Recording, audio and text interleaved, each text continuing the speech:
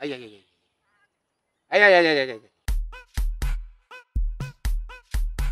Yini lokho sokucabangana? Akucabanga ngehloko wakho le. Qala phansi.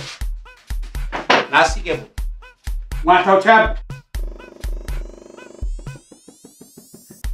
Abantu abathinta umkakhwapha kutsho banyana kuthi baphethe ubutsotsi. Baphethe litshe. Ngiphathela umbereko la. Umuhle wethenda. Awufuna abantu abafundileko. Awa leli labantu abanjengani nje. Ngisathi ngifuna umbuzo. Labantu abanjengani nje. Nakyambona. Wena msana lalela. Uyambona nangu umuntu odlala nabantwana. Shuka namukame ukudlala nomuntu nakhe. Kiyo ibona yenzeka lapha. Lapha ma 2000 nabantwana banje hapa. Baphethe iqhebhezana lapha. Lapha abantu bakhona bafaka inkopo engantona umphela. Iluka zezihlahla lapha sidosa amaroko phasi.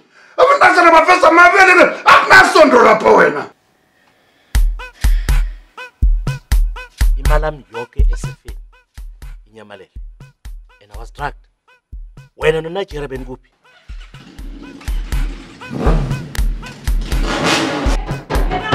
Kenani ngakhi.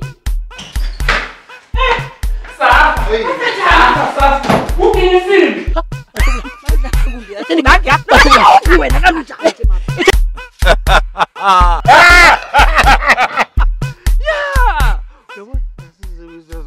Uyangikara ngifana kithi nawunjani?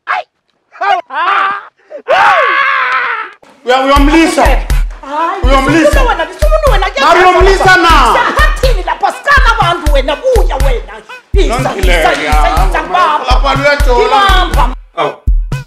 Hawu, chaphuluka baba man, izinto zazenzakalela la sidla abantu la. Last dichile, nawufuna amanzi siyakulethela nejuice neselo, sesiyakumeda nje siyakuthungela nokujive kuyajive sikudlalela umvumo. Dawa njalo, mina ngiyaphetela. Dawa njalo, phela uyakhala. Dawa njalo, utangale. Dawa njalo, ngoba ngiyamshaya. Dawa njalo, ngoba ngiyambuba. Dawa njalo, mina ngiyamshaya. Dawa njalo, mina ngiyamdonsa.